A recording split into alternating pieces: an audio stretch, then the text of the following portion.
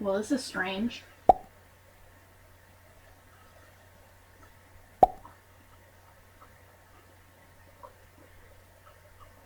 I'm home for Thanksgiving, which means I have some time, so I thought I would give you a review.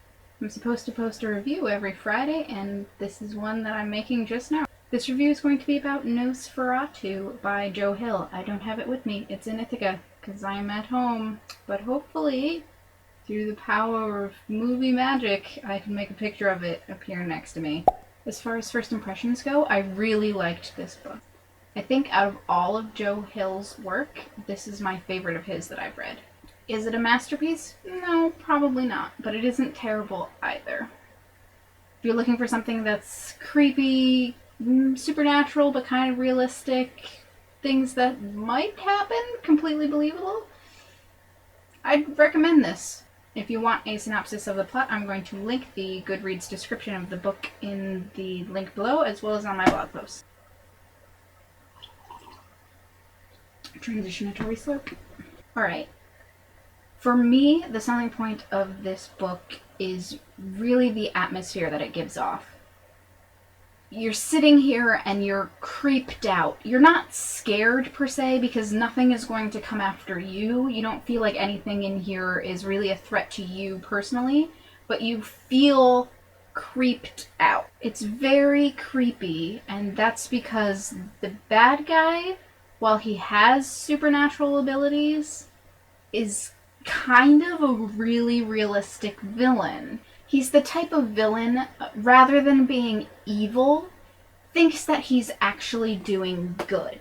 And I think out of all of the types of villains there are, a villain who's villainous not because he's evil, but because he wants to do good, and the way that he does good is actually harmful to others, is much scarier and much more realistic.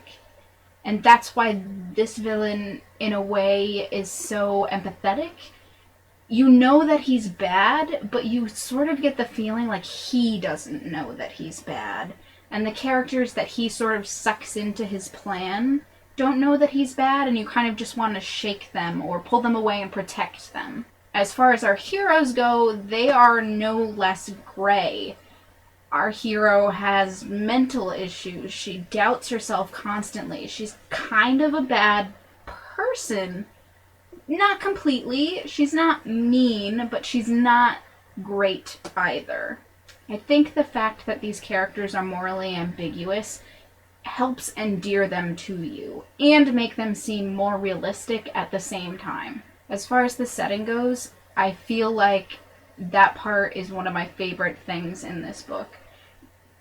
It takes place, in various places around the country. The thing that I'm loving is that Joe Hill doesn't just imply, but outright states that this book and all of his other works take place in the same universe. And not only that, but he implies that some of Stephen King, his father's works, take place in the same universe.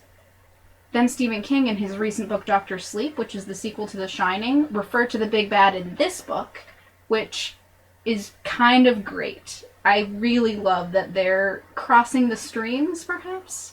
Overall, I really liked this book, and while it's not my favorite book ever, it's a really strong, creepy book that I really enjoyed, and I'm glad that I read. If you want to get into Joe Hill, I would recommend this one. I have also read his graphic novel series, Lock and Key, which is really great, and Horns by him, which is the weakest of all of them, but not by any means terrible. If you want some other reviews from me, you can always check my blog. I've written out a bunch. If you want more videos, I have a book club that I do every summer with my friends from school. If you want to find me somewhere else on the internet, there's going to be links somewhere.